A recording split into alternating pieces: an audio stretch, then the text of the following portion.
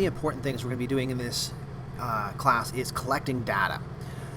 We're going to collect the data by using a form. We also might refer to this as a survey. So if you hear me using either of those interchangeably, sometimes I'll kind of go back and forth. But a form is a series of questions and the spaces for the responses. The questions could be all kinds of types. They could be multiple choice, free response, numerical, short answer, text. We could have a question that asks you to rank things, all kinds of other types of questions. To create a Google form, first we're going to want to go to our folder. You don't have to, but if you create it while you're in the folder that you want to use, then it'll already be there and you won't have to worry about moving it later. So remember, you can navigate through folders by double-clicking on the folder, and you can see which folder you're in by looking at the navigation at the top. All right, so we're going to create a Google form. So we're going to click the New, and we're going to go down to Google Form. If you don't see it here on your list, you might have to go to the More, and there are tons more options. Perhaps Google Form might be down there for you. All right, New Form, and we get this message because we shared the folder already, but that's okay. Everything in here is shared with your teacher. Okay, we have a Google Form. The first thing we're going to want to go ahead and do is give it a title. This is lesson 1.2, so if you want to name it like this to keep things organized, that is totally a good idea. That title will transfer to here. And now this is what the people who take your form, your survey, will see. So if you want it to be different there, you can have a different name here. It'll automatically copy that. But if you change it here now, it won't change the file name here. Okay, so down here is where we can start to ask questions. And if we type in a question like, what is your name? Notice Google right away recognize that question really is not a multiple choice question. It's really a type of short answer question. And so we just want to let people respond however they want to. We'll get more into the question types as we get further along. Okay, now what we're going to do is we're going to send this question to a classmate. So up here is a purple send button, and when we click that, we get a share message. Now there's a couple ways that you can share it. You can share via email, which is this little envelope. You can copy this link and share that, or you can embed it with this iframe code and put it into a website or something. We're just going to share it by email. And so you can enter one of your classmates' email addresses, or even if you have them in your contacts, you can just type their name here. But you can go ahead and add their email address here, and then you can click send. If you want to change the message or change the subject line of the email, you can. But once you've typed that in, now you can send it. Off into the ether it went. So how would you go about actually responding to such a thing?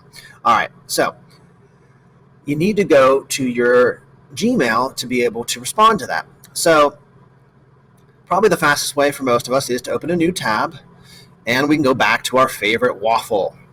And in the waffle, we will see Gmail. When you open the Gmail, the message that you received, you have an option here to fill out the form. So you can click it.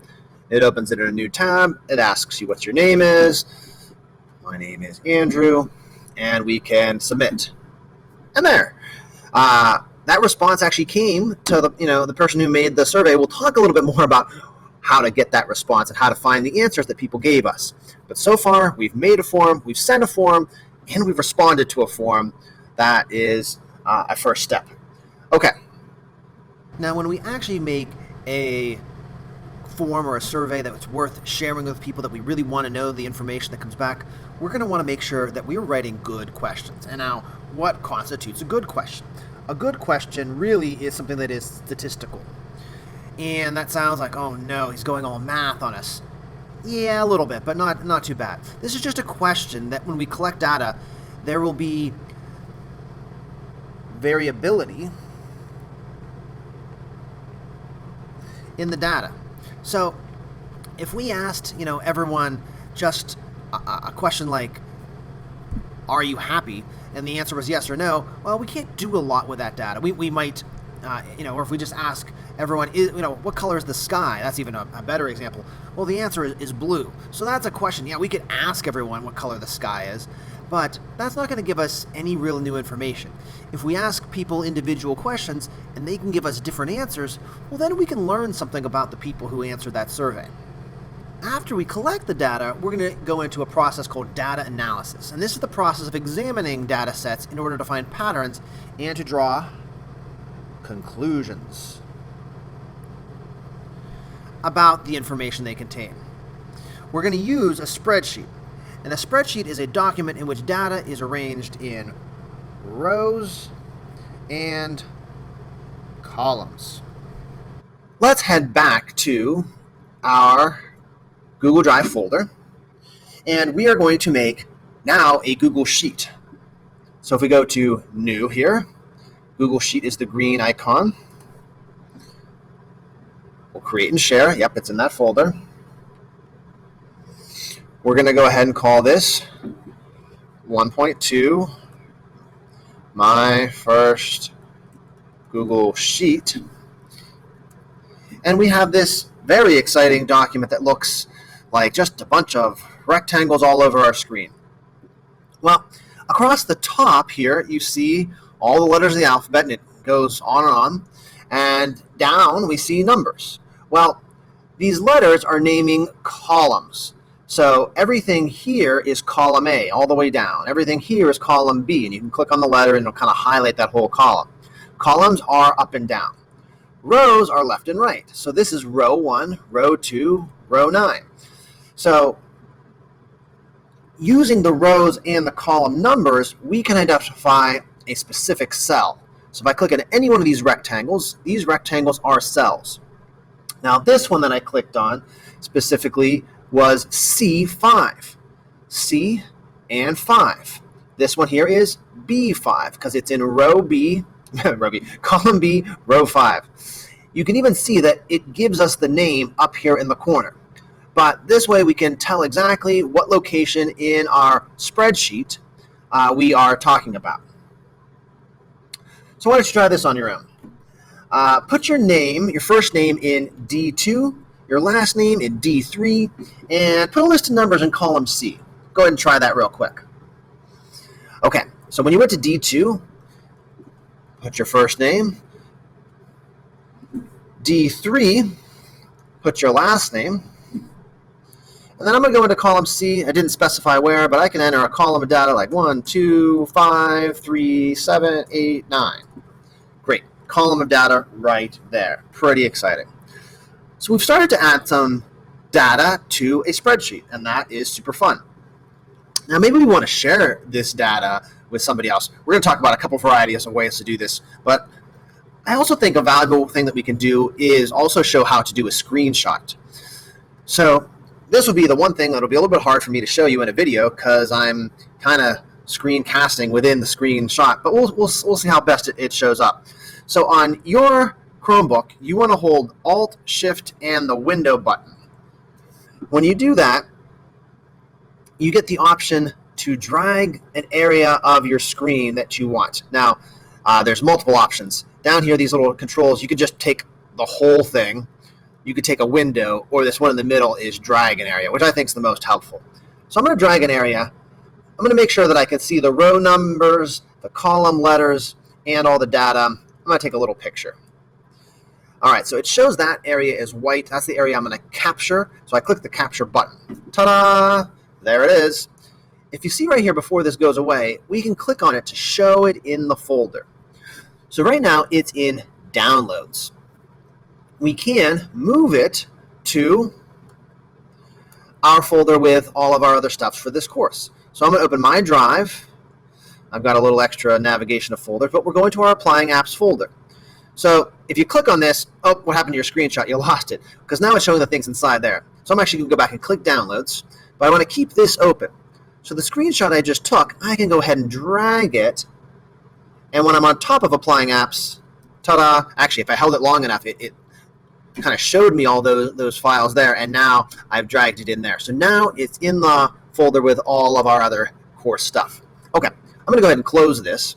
If you ever need to bring this back up, though, it's this blue circle with a teal folder in it.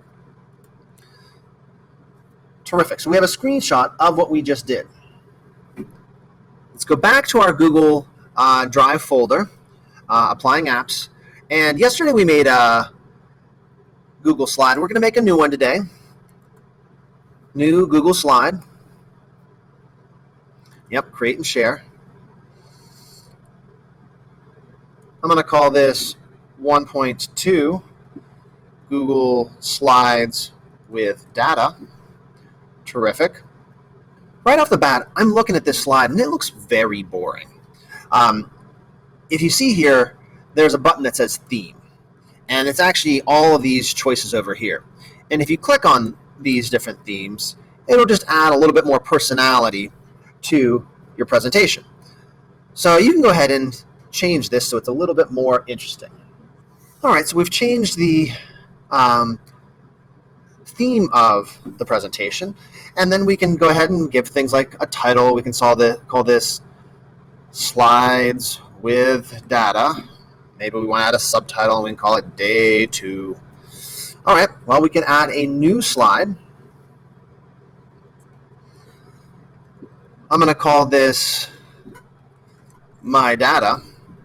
And I don't want this text here. I'm going to go ahead and delete this. So I clicked on it, hit the delete key. All right, so I want to put my data in there. So I'm going to go up here to insert the image. I'm going to go from my drive. Now, if it is something you recently did, it might find it. So yes, it's right there in my recents. Again, if you need to see this again, find it again, you can go to my drive. I hate when it's like this. I just like to change it to list. And then you can go ahead and open the folder where you saved it. So I'm going to, okay, so if you click on it, you can click insert, or you can just kind of drag it onto your page. And there is our very exciting data. So this could be a way that you could share some of the data that you have in a presentation. Now that we've gone over some skills, I want you to try something on your own. Go ahead and make a Google Slide presentation. Give it the title, Your Name's Summer Vacation. Not literally your name, but if your name's Steve, it'll be Steve's Summer Vacation. And then share 3 things that you did this summer. Make a new Google form called What Did You Do this summer? What did you do this summer? What did you do this summer? Now we're going to insert the link from your form into your presentation. So then we can share the presentation with the class. They can open the presentation, they can see what you did, and then they can answer your survey with some questions about what they did. So you can share some, learn some. What a wonderful idea. Thanks for joining us.